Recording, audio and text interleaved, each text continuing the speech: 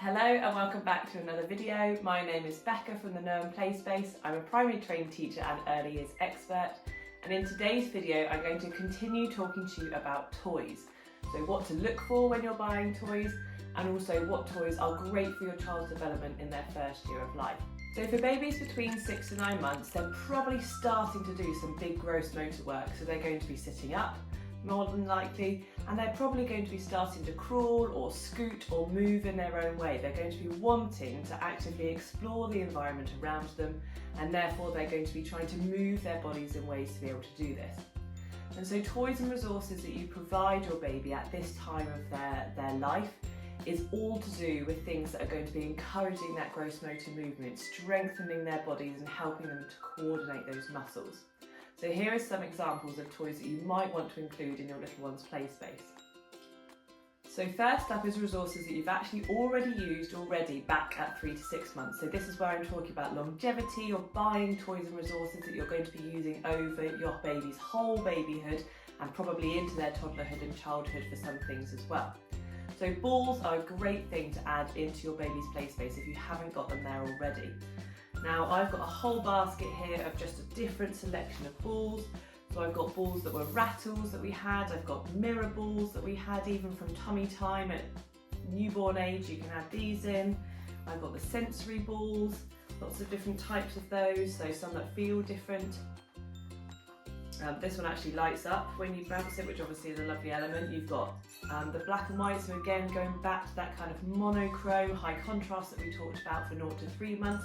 You can use that ball and those resources in this. This one's lovely because it makes a nice noise as well, so you've got that auditory element.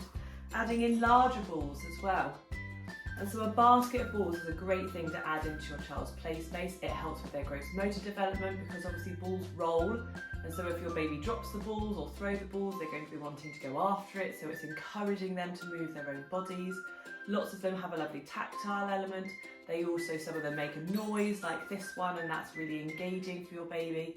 So there are lots of different benefits of having balls in your play space, and it's definitely something that I would recommend introducing or enhancing for 6 to 9 months. Now another lovely toy and resource between 6 to 9 months is this. Now this is called a spinning drum, and it's a great thing that you can start to introduce from actually younger than 6 to 9 months, but it is a really great resource for this age as well. Now what happens is basically the baby spins it, and the colours obviously flash around with the mirror, and it makes a lovely noise as well. So it's enhancing your child's cause and effect understanding, as well as supporting their gross motor skills, because they're going to have to be stabilising and supporting their body with their muscles to be able to get the spinning motion. Obviously when it spins, it's got the lovely mirror to catch the light, so it's visually engaging as well as the bright colours, and it's got that auditory element as well. So what your baby will find out is that when they spin it, it makes a noise that's going to interest them, and therefore they're going to repeat that behaviour, which is strengthening their cause and effect understanding. So a spinning drum, although it's a shop bought resource rather than ones that you can kind of find around the house or things that you might have already, it's one that I would really recommend between 6 to 9 months. So between 9 to 12 months, your baby is going to be furthering those gross motor skills that they've already started on. They're probably going to be pulling up to stand, they might be cruising along furniture, and for some little ones they may actually be taking their first steps within 9 to 12 months.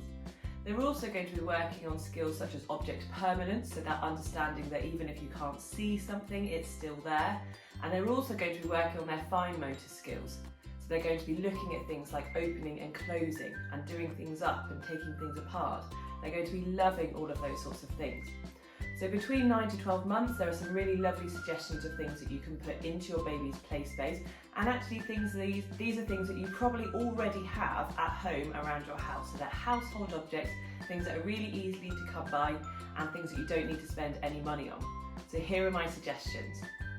So my first suggestion is to make baby a treasure basket. Now treasure baskets are amazing for so many areas of development, and treasure baskets are so versatile as well that you can change them up so frequently that they are always going to be interesting.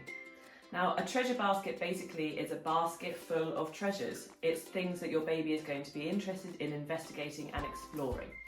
Now I've got a treasure basket here. Now this is my just random collection of objects from around the house.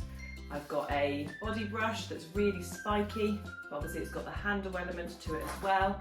I've got a hairbrush which is great for opening and closing. It's got the lovely mirror element. I've got some rings that are joined together that make a lovely noise. I've got a little shiny ball here.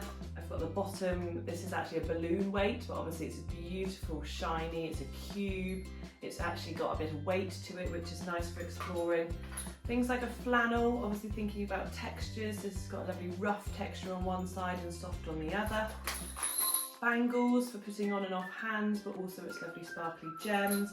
There are all sorts of things that you can include in a treasure basket. Obviously making sure that you're supervising baby during their exploration, and the things that you're including in your treasure basket are things that are going to be safe for them to explore with supervision.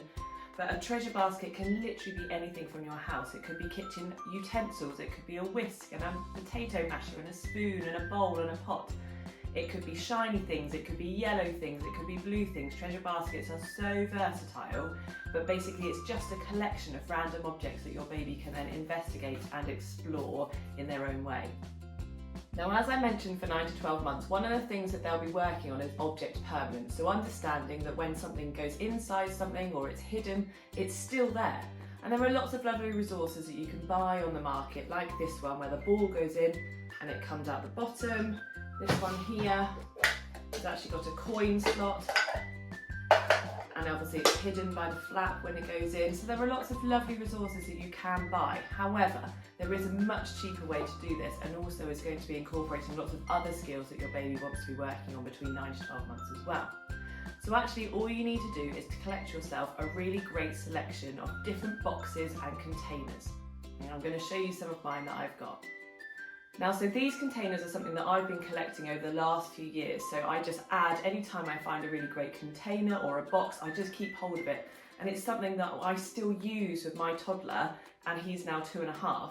And this is something that I introduced with him probably around 9 months. So again, that longevity and that play value, we use containers in so many different ways, and they've lasted us so many months.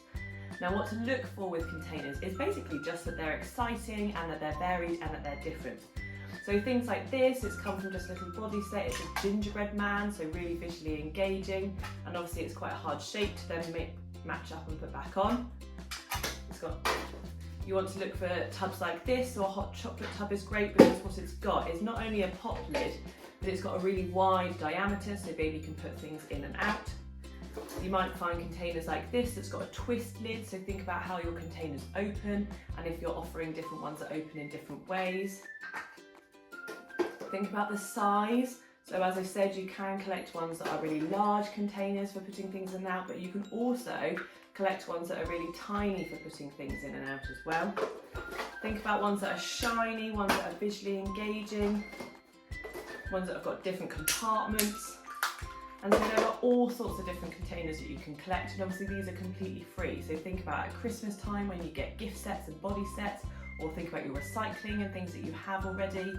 Things that you can just reuse and add into a container's basket, and then you can also enhance this by adding loose parts into it so babies have got things to put in and out of the containers as well, although they'll probably find things from around their play space anyway, even if you didn't add this as a particular enhancement.